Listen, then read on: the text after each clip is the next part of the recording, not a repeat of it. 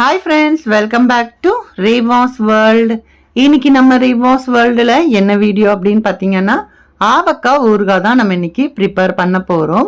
So இப்போ மாங்காய் season இருக்கும்போதே இந்த மாதிரி ஊறுகாயெலாம் நீங்கள் ப்ரிப்பேர் பண்ணி எடுத்து வச்சுக்கிட்டோம் அப்படின்னா 6 மாதத்துலேருந்து 8 மாதம் வரைக்கும் கூட உங்களுக்கு இது வந்து நல்லாவே இருக்கும். உங்களுக்கு சைட் டிஷ் இல்லை அப்படிங்கிற பட்சத்தில் ஊறுகாய் எடுத்து போட்டு நீங்கள் சாப்பாட்டில் கூட இந்த ஊறுகாய் சேர்த்து நீங்கள் சாப்பிட்டீங்க அப்படின்னா அவ்வளோ சூப்பராக இருக்கும். கண்டிப்பாக நீங்களும் ட்ரை பண்ணி பாருங்கள். இப்போ ஆவக்காய் ஊறுகாய் எப்படி ப்ரிப்பேர் பண்ணுறதுன்னு வீடியோவில் போய் பார்க்கலாம். இதுக்காக பார்த்தீங்கன்னா மாங்காய் ஆவக்காய்க்குன்னு சொல்லி மாங்காய் கொஞ்சம் குட்டி குட்டியாக கிடைக்கும். ஸோ அது வந்து 4 துண்டாக நம்மளுக்கு கட் பண்ணி கொடுத்துருவாங்க. விதையோடையே சேர்த்து தான் இருக்கும்.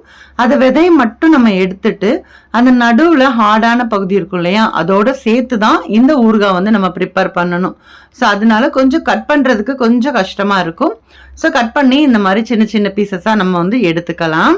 நான் இன்னைக்கு 1.5 கிலோ மாங்காய் வந்து எடுத்திருக்கேன். இதுக்கு வந்து 50 இல்லைன்னா 60 கிராம் அளவுக்கு கல்லுப்பு வந்து சேர்த்துக்கோங்க. 1 டீஸ்பூன் அளவுக்கு மஞ்சள் தூள், மிளகாத்தூள் பார்த்தீங்க அப்படின்னா ஒரு 50 கிராம் அளவுக்கு மிளகாத்தூள் எடுத்துக்கோங்க. இது கூட காஷ்மீரி மிளகாத்தூள் இருந்துச்சு அப்படின்னா அது இன்னும் ஒரு 20 கிராம் போல காஷ்மீரி மிளகாத்தூள் வந்து எடுத்துக்கோங்க. ஏன்னா அது கலருக்காக தான். அப்புறம் கடுகு வந்து பார்த்தீங்கன்னா நம்ம வறுக்காம தான் இதுக்கு வந்து எல்லாமே வந்து வறுக்காம தான் போடணும். கடுகு வந்து பார்த்தீங்கன்னா நான் இன்னைக்கு ஒரு 50 கிராம் இல்லைன்னா ஒரு 60 கிராம் போல் நீங்கள் கடுகு அப்படியே நீங்கள் பவுடர் பண்ணி எடுத்துக்கோங்க. ரொம்ப ஃபைனாலாம் பவுடர் பண்ண தேவையில்லை, அது கொஞ்சம் தெரிகிற மாதிரி தான் இருக்கும்.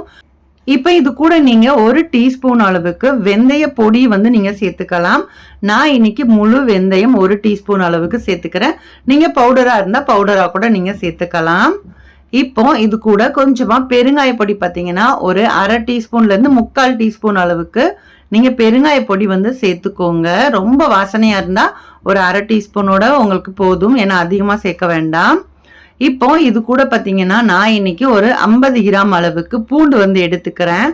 ஸோ நீங்கள் இது வந்து ஒரு 100லேருந்து 150 கிராம் அளவுக்கு நீங்கள் பூண்டு சேர்த்துக்கிட்டிங்கன்னா இன்னுமே ரொம்ப நல்லா இருக்கும். நான் இன்னைக்கு ஒரு 50 கிராம் அளவுக்கு பூண்டு வந்து சேர்த்துட்டு இப்போ நம்ம சேர்த்துருக்கிற மசாலா எல்லாத்தையுமே வந்து நல்லா நான் இன்னைக்கு கை வச்சு தான் மிக்ஸ் பண்ணுறேன். கை வச்சு மிக்ஸ் பண்ணுறதுனால இந்த ஊறுகாய் பொறுத்தளவுக்கு ப்ராப்ளம் கிடையாது. ஏன்னா நம்ம நிறைய மசாலா சேர்க்குறோம் இல்லையா, அதனால் ஒன்றும் பிரச்சனை இல்லை.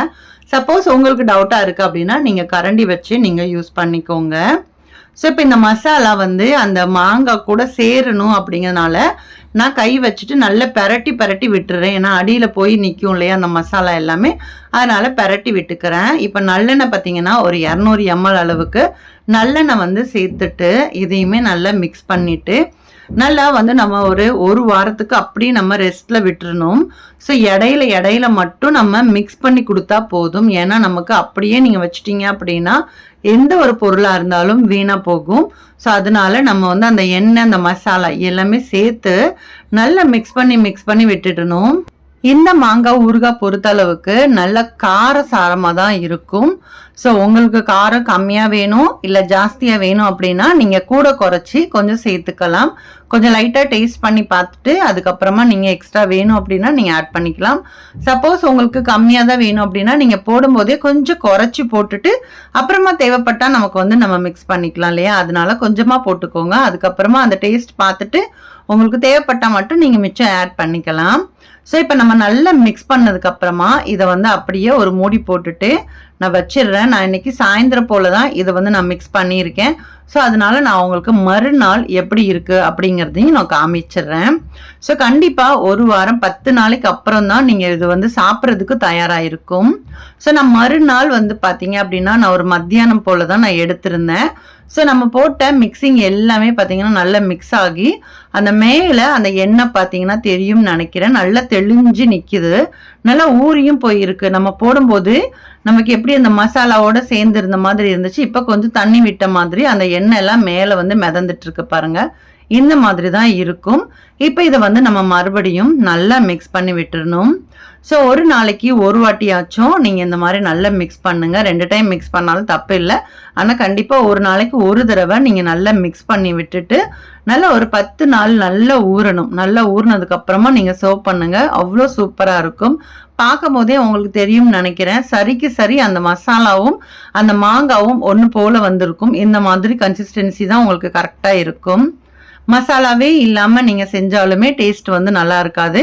அதனால ஓரளவுக்கு நல்லா தாராளமாக இந்த மசாலா வந்து சேர்த்து செஞ்சு பாருங்க. அதே மாதிரி இதை ஸ்டோர் பண்ணுறதுக்கு கண்ணாடி பாட்டில் இல்லை அப்படின்னா பீங்கான் ஜாடி இருக்கும் இல்லையா, அந்த மாதிரியில் நீங்கள் ஸ்டோர் பண்ணீங்க அப்படின்னா இன்னுமே அது வந்து கெட்டு போகாமல் இருக்கிறதுக்கு கொஞ்சம் யூஸ்ஃபுல்லாக இருக்கும். ஸோ நீங்கள் பிளாஸ்டிக் அந்த மாதிரி வைக்கிறதோட முடிஞ்ச அளவுக்கு கண்ணாடியில் வந்து நீங்கள் வச்சிங்க அப்படின்னா சீக்கிரமாக கெட்டு போகாது. அதே மாதிரி மேலே எப்பயுமே நான் வந்து சொல்லுறது தான், ஊறுகாய்க்கு மேலே எண்ணெய் மிதந்துச்சு அப்படின்னாலுமே உங்களுக்கு அது சீக்கிரமாக கெட்டு போகாமல் ரொம்ப நாளைக்கு நல்லா இருக்கும். ஸோ இதில் உங்களுக்கு தேவைப்பட்டால் நீங்கள் வினிகர் வந்து சேர்த்துக்கலாம். வினிகர் பார்த்தீங்க அப்படின்னா ஒரு 50 ml அளவுக்கு வினிகர் வந்து சேர்த்து நல்லா மிக்ஸ் பண்ணிக்கோங்க. ரொம்ப நாளைக்கு ஸ்டோர் பண்ண போகிறீங்க அப்படின்னா கண்டிப்பாக வினிகர் கொஞ்சமாக ஆட் பண்ணிக்கோங்க, இன்னுமே நல்ல ஒரு ரிசல்ட் வந்து இருக்கும். ஸோ அவ்வளோதான், இது வந்து நான் பாட்டிலில் ஸ்டோர் பண்ணிட்டேன். ஸோ இது வந்து பார்த்தீங்கன்னா இன்னும் ஒரு வாரத்துக்கு நல்லா ஊறணும். இடையில மட்டும் நான் ஒரு வாட்டி 2 வாட்டி நான் கிளறி விட்டுட்டு நான் வந்து அப்படியே மூடி வச்சிருவேன். ஸோ அவ்வளோதான், ரொம்ப டேஸ்டான ஆவக்காய் ஊறுகாய் வந்து ரெடி ஆயிடுச்சு. இது நீங்கள் சுடு சாதத்தில் அப்படியே ரைஸில் இந்த ஊறுகாய் போட்டு நீங்கள் பிசைஞ்சு அது கூட நல்லெண்ணெயோ இல்லை கொஞ்சம் நெய் போட்டு பிசைஞ்சு சாப்பிட்டீங்கன்னா அவ்வளோ டேஸ்ட்டாக இருக்கும். கண்டிப்பாக நீங்களும் ட்ரை பண்ணி பாருங்கள். ட்ரை பண்ணி பார்த்துட்டு உங்களோட ஃபீட்பேக்ஸை கண்டிப்பாக என் கூட ஷேர் பண்ணுங்கள். இந்த ஆவக்காய் ஊறுகாய் உங்களுக்கு பிடிச்சிருக்கும் அப்படின்னு நான் நினைக்கிறேன். வீடியோ பிடிச்சிருந்தா வீடியோக்கு ஒரு லைக் கொடுங்க. அதே மாதிரி நம்மளோட ரிவாஸ் வேர்ல்ட் சேனலை இது வரைக்கும் நீங்கள் சப்ஸ்கிரைப் பண்ணலை அப்படின்னா ப்ளீஸ் சப்ஸ்கிரைப் பண்ணிட்டு சப்போர்ட் பண்ணுங்க. அதே மாதிரி நம்ம சேனல்ல ஆல்ரெடி ஊறுகாய் ரெசிபிஸும் அப்லோட் பண்ணியிருக்கேன். ஸோ தேவைப்படுறவங்க அதையுமே நீங்கள் ஒன்ஸ் செக் பண்ணிக்கலாம். இந்த வீடியோ உங்களுக்கு யூஸ்ஃபுல்லாக இருக்கும் அப்படின்னு நான் நம்புகிறேன். நெக்ஸ்ட் ஒரு வீடியோவில் பார்க்கலாம். தேங்க்யூ.